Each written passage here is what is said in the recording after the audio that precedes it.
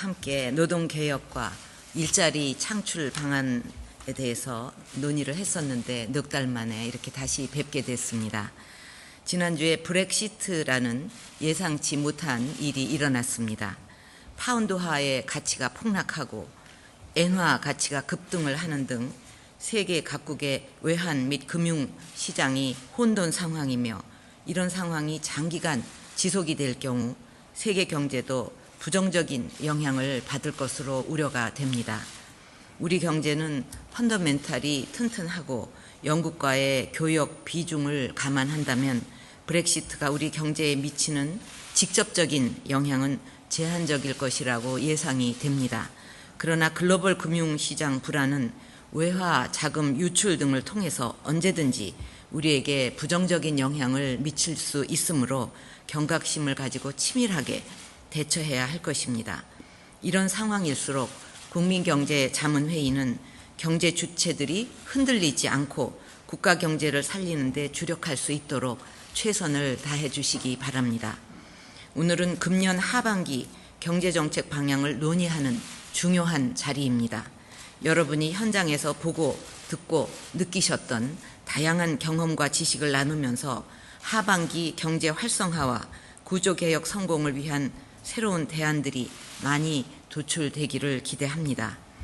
지난 상반기 우리 경제는 어려운 상황 속에서도 국민, 기업, 정부가 합심해서 노력한 결과 미약하지만 경제 활성화의 불씨를 지탱해 나갈 수 있었습니다. 국민들께 더 나은 공공 서비스를 제공하기 위해 120개 전 공공기관이 성과 연봉제 도입을 완료하는 등 구조개혁에서도 하나둘 성과가 만들어져 가고 있습니다. 하지만 기업 구조조정의 영향으로 조선업 밀집 지역에서는 실업자가 증가하고 있고 소비도 다시 위축될 수 있다는 우려의 목소리도 나오고 있습니다. 대외 여건도 지난주 브렉시트로 인해 전 세계 금융시장의 불확실성이 증대되고 있습니다. 중국 경제의 불안감과 북한의 도발에 따른 지정학적 위험도 여전히 우리 경제에 부담을 주는 요인들입니다. 이처럼 대내외 경제 상황이 어느 때보다도 엄중합니다. 특단의 대책이 없다면 하반기에 성장과 고용이 동시에 위축이 될 우려가 크고 기업 구조조정 과정에서 대량 실업이 나타나면서 국민들의 고통도 그만큼 더 커질 것입니다.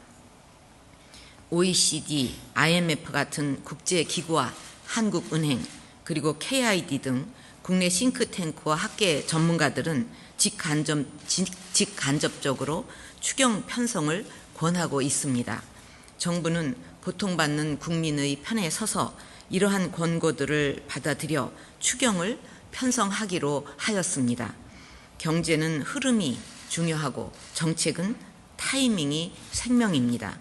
추경을 조속히 집행을 해야 하반기에 정책 효과가 나타나는 만큼 기재부를 비롯한 전 부처는 지금 바로 준비에 착수해서 최대의 효과를 달성할 수 있는 예산안을 마련해 주기를 바랍니다. 특히 구조조정으로 일자리를 떠날 수밖에 없더라도 전직이나 재취업을 통해서 걱정 없이 생계를 이어갈 수 있도록 관련 산업의 일감과 일자리를 늘릴 수 있는 사업들을 집중적으로 발굴해 주기를 바랍니다. 구조조정으로 불가피하게 타격을 받게 될 해당 지역의 경제를 보완하는 사업도 충실히 포함돼야 할 것입니다. 추경에 대해서는 국민들 사이에 공감대가 형성이 되어 있는 만큼 정치권도 추경 예산안이 국회에 제출이 되면 조속히 처리해 주실 것을 부탁드립니다.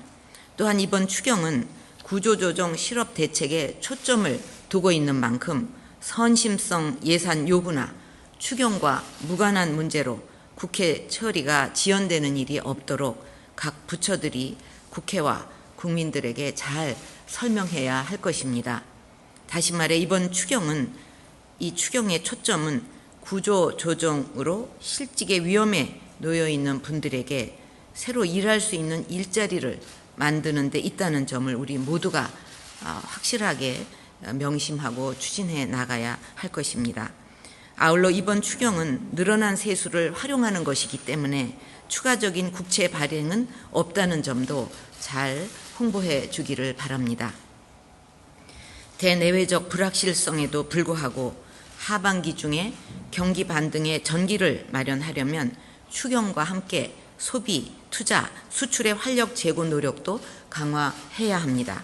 이를 위해서는 발상을 전환해서 경제 활력 제고를 위한 새로운 아이디어들을 많이 만들어내야 하겠습니다. 예를 들어서 최근 미세먼지에 대한 국민적 관심이 높은데 노후 경유차 교체에 대한 세제 지원이라든가 에너지 신산업 투자에 대한 인센티브 확대를 비롯해서 친환경적인 소비와 투자를 지원한다면 국민 건강 증진과 경제 활성화라는 두 마리 토끼를 잡을 수 있을 것입니다. 해외로 빠져나가는 소비를 국내로 되돌리는 것도 내수 활성화를 위한 좋은 방법입니다. 코리아 블랙 프라이데이 행사가 올해부터 정례화되었는데 국제적인 쇼핑 관광 문화 축제로 만들어서 외국 관광객들도 많이 방문하도록 하여야 할 것입니다. 수출은 여전히 여건이 어렵지만 그동안의 해외 순방 성과와 뜨거운 한류 열기를 잘 활용해서 신시장을 개척한다면 점차 회복될 수 있을 것입니다. 특히 세계 시장에서 경제와 기술, 문화의 융합 추세를 반영을 해서 국내외를 아우르는 글로벌 시장을 목표로 전략을 짜야 합니다. 중동의 할랄이라든가 중국의 신선 수산물 같은 새로운 시장을 개척하고 화장품, 패션, 의류 등 프리미엄 소비재를 집중적으로 육성해서 수출과 투자로 연결시키는 방안도 더욱 확대해 주기를 바랍니다. 비록 경제 상황이 어렵더라도 구조개혁은 멈추거나 늦출 수 없는 과제입니다. 창조 경제의 생태계가 번성하고 일자리가 지속적으로 창출될 수 있도록 경제의 체질을 근본적으로 바꿔 나가야 합니다. 우선 이제 곧 본격화될 기업 구조조정이 우리 경제에 입에는 쓰지만 몸에 좋은 보약이 되도록 해야 하고 궁극적으로 우리 산업의 경쟁력을 강화시키는 미래 희망찾기가 되어야 합니다. 그러기 위해서는 구조조정 기업들과 국책은행들이 국민이 납득할 수 있는 수준의 자구 노력과 강력한 쇄신을 추진해야 합니다. 기획재정부와 금융위원회, 산업통상부, 고용노동부를 비롯한 관계부처는 막중한 책임감을 가지고 구조조정이 차질 없이 진행되도록 점검하면서 국민들의 이해를 구하는 데 최선의 노력을 다해 기울여 주기를 바랍니다. 구조조정으로 우리 경제의 환부를 도려낸 자리에 생기는 공백은 신산업의 선제적 육성으로 메꿔 나가야 합니다. 과거 사례들을 보면 구조조정이 꼭 필요한 시기에 구조조정보다는 한계 기업 지원을 이렇게 계속 하는 나라들은 돌이킬 수 없는, 헤어나올 수 없는 그런 수렁에 빠져서 대책이 없는 상황이 되고 말았습니다. 이런 시기에 오히려 한계 기업 지원을 중단하고 이런 오히려 신선장 동력에 또 신산업에 집중한 나라는 신성장의 어떤 돌파구를 마련해서 일자리도 만들어내고 또 거듭나는 그런 계기를 만들었습니다. 우리 모두가 정말 가슴에 새겨야 될 사례들이라고 생각합니다. 신산업 육성의 쌍두마차는 규제개혁과 R&D 혁신입니다. 우선 20대 국회가 개원한 만큼 경제 활성화 법안들이 조속히 국회에서 처리될 수 있도록 노력을 배가해 주기를 바랍니다. 이와 함께 정부 차원에서 법령이나 규칙으로 시행할 수 있는 규제개혁 등도 속도를 내서 추진해야 할 것입니다. 특히 규제 프리존은 구조조정의 영향을 크게 받는 지역의 경제를 보완하는 데 큰 역할을 할 수 있는 만큼 특별법이 국회를 통과하면 바로 효과가 나타날 수 있도록 세부적인 조치를 미리 준비해야 하겠습니다. 신산업 R&D도 얼마 전 과학기술전략회의에서 된 대로 전략적 투자를 강화하는 방향으로 정부 R&D를 혁신하면서 민간 R&D 투자에 대한 세제, 금융 지원을 확대해야 합니다. 올해가 경제혁신 3개년 계획의 3년차가 마무리되는 그 시점인 만큼 4대 부문 구조 개혁도 하반기 중에 실질적인 진전을 이루어야 합니다. 특히 노동개혁 4법은 실직자 전직 지원, 일자리 창출 확대를 통해서 구조조정 관련 실직자들을 흡수하는 데 반드시 필요하다는 점에서 조속한 입법을 위해 더욱 노력해야 할 것입니다. 노사도 국가의 미래를 위해 조금씩 양보하는 미덕을 갖는 것이 국가 경제를 살리고 노사 모두를 살리는 애국하는 길이 될 것입니다. 다 같이 타협과 협조를 통해서 문제를 해결해 나갈 수 있도록 자문위원들께서도 노력해 주시기를 바랍니다.